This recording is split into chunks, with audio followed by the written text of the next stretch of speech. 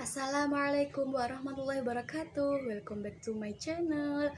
Di sini saya Riyadul Jannah. Di video kali ini saya ingin membahas tentang manajemen konflik. Sebelum kalian melihat video ini, kalian harus subscribe, comment, share, and like. Baik, langsung saja. Di sini saya ingin membahas tentang manajemen konflik. Nah, sebelumnya, apa sih pengertian dari manajemen itu? Nah, manajemen itu adalah pengelolaan untuk mengatur sebuah organisasi maupun sekelompok orang untuk mencapai suatu tujuan organisasi tersebut. Sedangkan konflik, nah, pengertian dari konflik ini yaitu konflik adalah suatu proses dua orang atau lebih yang melakukan tindakan untuk menyingkirkan orang lain. Jadi artinya manajemen konflik itu adalah sebuah pendekatan yang dilakukan serta diarahkan untuk komunikasi dengan pelaku konflik, yang mana pelaku konflik itu dapat mempengaruhi kepentingan bersama di dalam sebuah organisasi tersebut. Sedangkan menurut ahli Howard Ross mengartikan dalam manajemen konflik itu adalah langkah yang diambil pihak ketiga dengan tujuan mengarahkan konflik ke hasil tertentu yang mungkin atau tidak menghasilkan hasil akhir berupa penyelesaian konflik atau mungkin atau tidaknya menghasilkan ketenangan atau hasil mufakat. Nah, kemudian tipe manajemen konflik yang harus kalian ketahui. Yang pertama ada accommodating.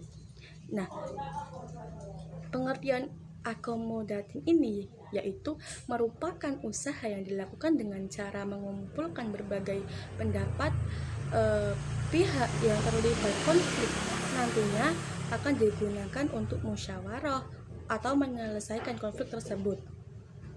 Namun, tetap mementingkan dari salah satu pihak. Hal ini merugikan salah satu pihak yang berkonflik. Yang kedua ada avoiding. Nah, avoiding ini merupakan sebuah upaya untuk menghindari sebuah konflik agar tidak terlibat di dalamnya. Hal ini menjadi cara yang efektif agar lingkungan terhindar dari konflik. Yang ketiga ada compromising. Nah, arti dari compromising ini yaitu cara ini lebih memperhatikan kepentingan bersama dengan mendengarkan pendapat dari semua pihak dan memutuskan jalan keluar dengan tetap mementingkan kepentingan bersama menjadi cara yang adil bagi semua pihak. Cara ini akan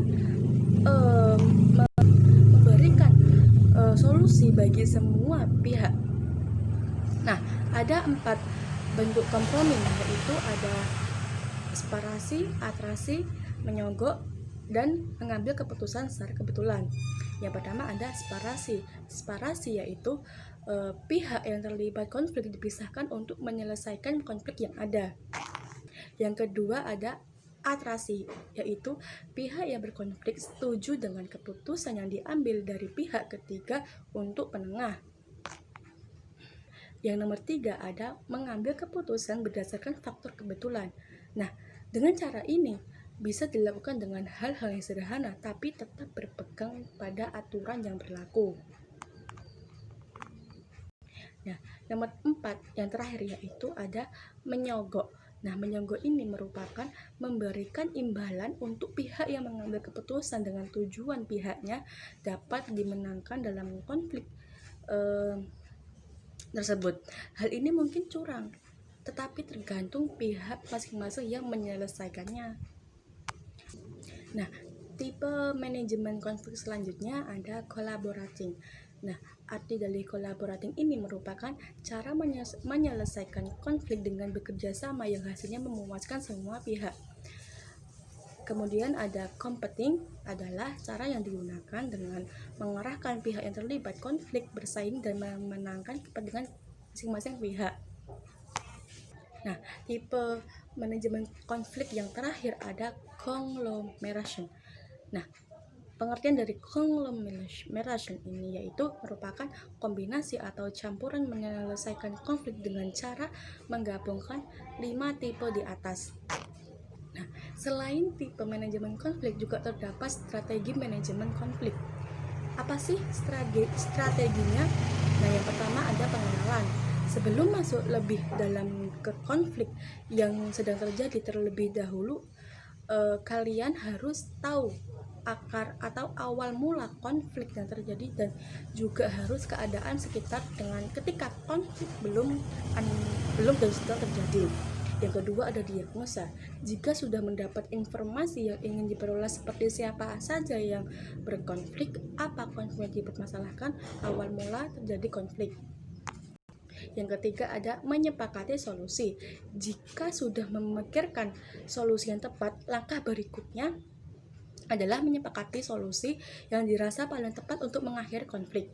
Yang keempat ada pelaksanaan. Setelah solusi disepakati bersama, maka langkah selanjutnya adalah semua pihak harus melaksanakan serta menerima solusi yang telah disepakati. Yang kelima ada evaluasi. Nah, setelah konflik selesai, lakukanlah evaluasi bersama-sama seperti memusyawarahkan hal-hal yang bisa menghindari konflik lagi ke depannya. Evaluasi juga dilakukan bertujuan untuk tidak mengulangi kesalahan atau konflik yang pernah terjadi.